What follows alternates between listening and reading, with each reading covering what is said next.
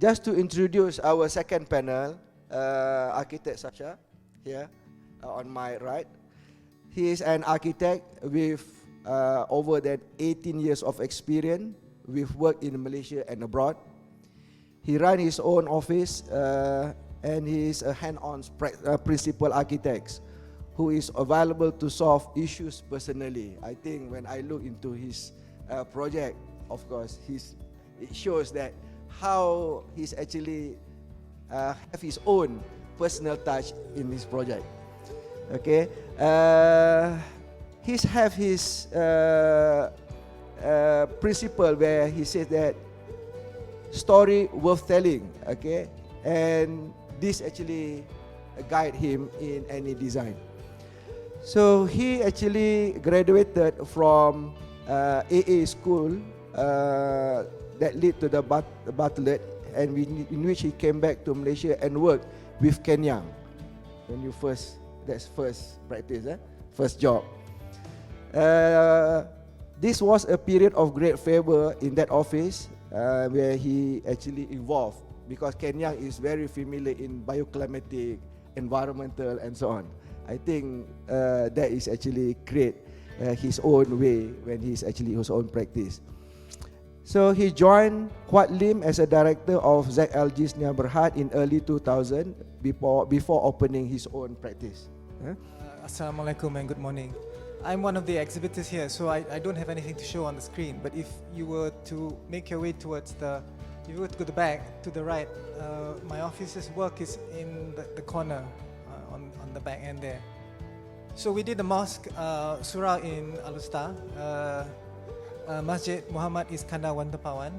It started off as a project to expand on an existing mosque. Basically, the mosque is a wakaf. For those that might not be familiar, wakaf is basically alms or donations provided by members of society to build the mosque. So it was already in a dilapidated state, and the owners the Karaya wanted to expand on it. So what happened was we had two options, or rather two schemes. One was the idea that we could demolish the existing mosque. Second one was to see what we could do if we built around the existing mosque. So if you were to go to my wall, you will see basically predominantly we were showing what our proposal was for the idea of building a new mosque. But what happened eventually was the mosque being built around the existing building. We had a very interesting client, none other than our current Prime Minister, Tun Dr. Mahathir. If you look at the name of the mosque, the Masjid Muhammad Iskandar was his father, and Wantapawan was his mother. So this was a mosque that was quite close to his heart, because this was the mosque the parents had provided for wakaf for. So having him as a client was a rather daunting experience, but happy to say that we kind of got away unscathed.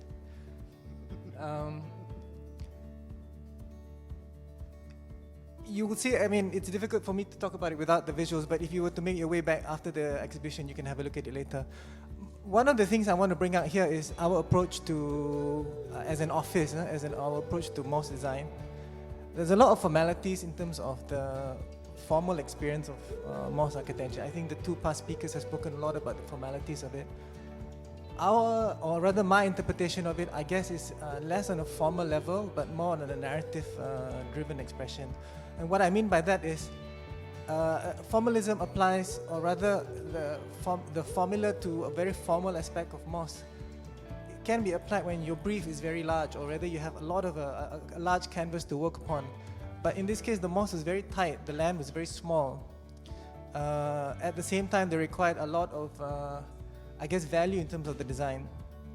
So it was rather difficult to apply a lot of some of the earlier studies that we spoke about, or the two speakers have spoken about, because I personally think that takes a little bit more area, or a larger canvas to work upon. So what happens when you have to design a mosque on a much smaller, tighter brief? So what we did was we looked at some of the values, especially on the social value of the community, and see whether what we could impose upon it. Personally, I find that a lot of the mosques right now date back, or current mosque designs in Malaysia date back to the philosophy of possibly the period after during the Ottomans and Ubayyads, where the formality of the mosque is basically an imposition of the dominance of Islam upon the existing culture. So, there was a need for mosques to be very, very elaborate and dominant, because it was a need for you to express that Islam was dominant upon the society upon which it was placed upon. So that started off in the early period of Islamic evolution. That's the beginning of that philosophy. And I do feel that in Malaysia we've also taken some of that principles where mosques are very dominant. Nothing wrong against it, but I happen to believe very much on the philosophy of the Prophet Muhammad sallallahu alaihi wasallam, where the mosque has to be a little bit more than a place of ritual.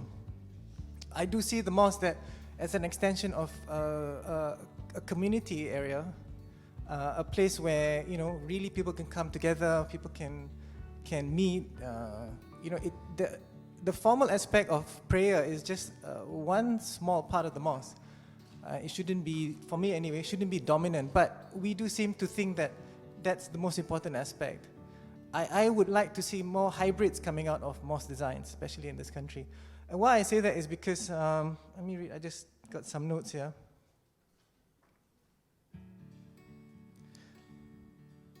So the Muslim, or rather the mosque's responsibility towards the community is what's important. And I think basically there are two. The first is to foster the spirit of love and brotherhood and sisterhood amongst ourselves, or rather amongst the Muslims. So, the act of ritual brings together all of us in the community, and this is very important. But secondly, it's also to perform a social obligation to accommodate the rights of Muslims and of others. I want to bring out a little bit of this notion of others, because recently, in the last few years, we've got a lot of press on when we have Hari Raya or particular Hari Raya, or a lot of these Muslim events. You get people of other communities coming to the mosque. I think recently during the fasting month, they had a all faith session in one of the mosques for Buka Puasa, and they made a big thing about it. And it only happens in a few times in a year. I do feel that the mosques right now, we need to evolve, because mosques are the figurehead or the icons of Islam, and that's where we need to embrace the other cultures and the other religions as part of our da'wah, so that we bring them into the mosque. Yet our mosques currently are all very like a wall. It's very hard to approach the mosque. Yeah, you get one or few of these very open-minded muftis that allow it, but I think this should happen on a very daily basis. So again, I think mosque designs haven't really evolved along the mosque designs are part of architecture. Architecture on a whole react and respond to current social and societal needs. And let's face it, right now Islam is facing a period of upheaval, because in terms of branding, it's not really working very well. How do we react as designers? What do we do? Do we just be silent about it? Do we not? Or did you go back to formalities and apply, knowledge based on formal mosque designs? Or do we say, what if we had to relook at things and start to look at the mosque as a place where it's beyond the formalities of ritual? I mean, of course it is. Amongst the practicing Muslims, we understand it, but I don't think it's translated enough. So there's this gap between that knowledge and this ability to translate that knowledge into something very real that is very, very missing. And we are supposed to be a tolerant Muslim nation, and I think we really need to express that. I mean, there are days when we've been designing. Right now, we've got 2 mosques that are built. There's another one that's coming up near Taman Tugu. I happen to be the architect for Taman Tugu as well. So we've got a small surah that's coming up there. It's the relocation of Madrasah Bustanul Umum, which is actually in the valley. If you guys go to JKR, you know that there's a surah in the valley. So we have to move that, and the one that you see on the hill as you go past Jalan Sultan Salahuddin is basically a new surah. Again, it's less prescriptive in terms of the way and look. And for me, that was also interesting because the brief from the client was, how do you then create a place of ritual that was not so Islamic, but a bit more Malaysian? That's another conversation that we got into, but that's for another time. So going back to my statement on the mosque, and I think this is something that I would say in closing, I would like to have a little bit more question and answer maybe later, is that mosque should really be a hybrid of functions. Again, we had two speakers spoke a lot about the formality of the design, but in terms of the programming, social programming of it as well, we need to look at a lot more into hybridization. You know, on some levels, I do wish that we could have a sports complex at the bottom of a mosque, because the best times for communities to come together is actually when we do sports events. You know, why can't we have that? Chinese, Muslims, Indians playing a game of football. That's, you know, and stopping when it's time for ritual prayer, or, you know, stuff where we get people from other religions to come in, because again, this is the whole point of da'wah at this moment, at this point in time, especially for a Muslim, is where we need to approach and embrace the other people to try and make them understand a little bit more about who we are.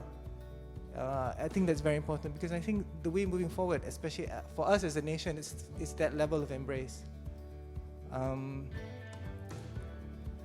So yeah, I've diverted a little bit from what I'm supposed to talk about in terms of my mosque design. Going back to my mosque design in Al-Usta, you will see that what we did in terms of the form was we started to look at the word Iqra. The word Iqra is to read. There was the first verse that was passed on to our Prophet Sallallahu Alaihi Wasallam from the angel Gabriel. So the whole point about to read is for us to embrace the culture of knowledge. So in our mapping of the word Iqra spelled out in Arabic script, we started to map the trongs and the valleys, and basically that transcribed into our facade. So from that facade, again, we're going back to the visuals, we started to, again, map the word Iqra and started to formalize it in such a way that we use breeze blocks to then create a lantern effect, which, you know, translated into the facade design. That's as simple a form making exercise as we did. Again, the formality of the ritual is when you get evolution, you come in, you pray, blah, blah. That's easily prescribed in the plan. But in terms of the skin and how the building looked like, that was our application of it.